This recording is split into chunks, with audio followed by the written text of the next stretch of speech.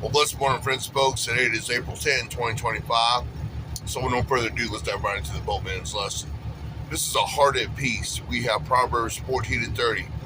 A heart at peace gives life to the body. I believe there's another one. This is a peaceful heart leads to a healthy body, but jealousy is like cancer in the bones. But in this one, this was a different version. A heart at peace gives life to the body. And it's the same thing. We have peace rules the day when Christ rules the mind. An anonymous quote. Peace rules the day when Christ rules the mind. He is the Prince of Peace, and he will give you his peace that surpasses all understanding. So you have results that may even surprise you, because I know they sure surprised me when I used them, but we got to use them. And it's hard to do when someone's cussing at you, acting like a fool in front of you, want to debate, want to show you hate. But, the word says, Jesus endured all these things. And he, even the ones that crucified him, he said, Father, forgive them, for they know not what they do. But because of what he did, knowing that he died a criminal's death upon the cross of Calvary, we know what we do through him. And what we do is march on to victory, no matter what the situation is. Inward origin. The relationship between the spirit and the body is deeper than we might think. Not all physical infirmity, sickness, is a product of spiritual turmoil, but much of it is. When God is on the periphery of our lives, our bodies can't stand the void. Remember, periphery is left and right. I can see you straight ahead just like you can see me, but you can see things to the left and to the right as well.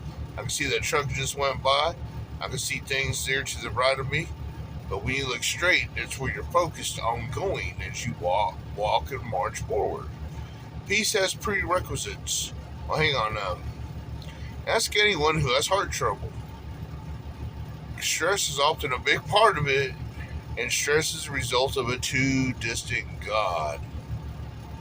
Peace has prerequisites. One of them is a surrender of all the self's attempts to earn God's approval. Instead, we are to understand that God approves of Jesus, and we are related to Jesus by faith. Another is an inspired ability to trust God even when circumstances seem to dictate against trust. But there was one often assumed prerequisite to peace that is a decidedly misguided assumption.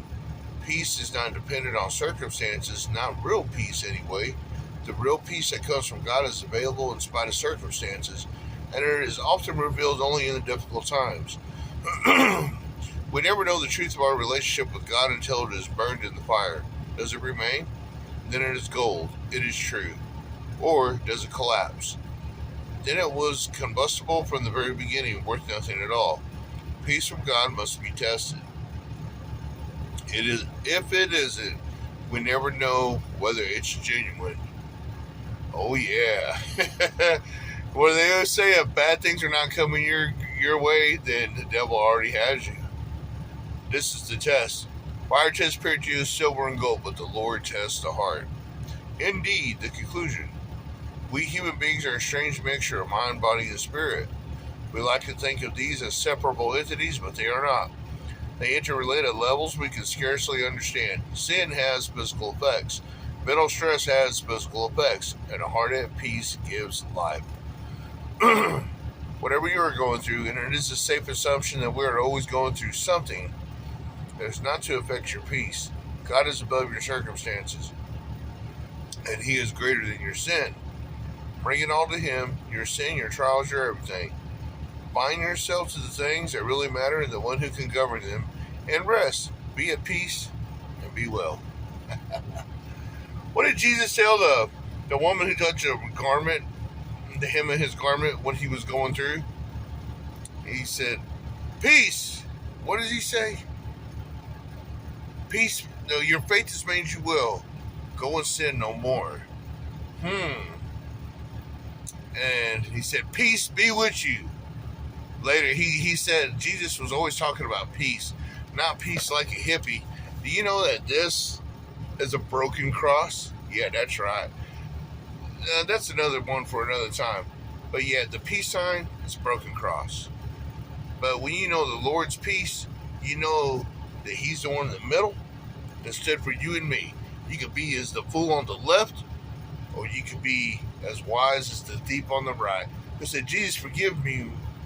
Jesus, remember me when you enter into paradise. You do that, you'll have a heart at peace. That peace surpasses all understanding. Bless you on your journey. I owe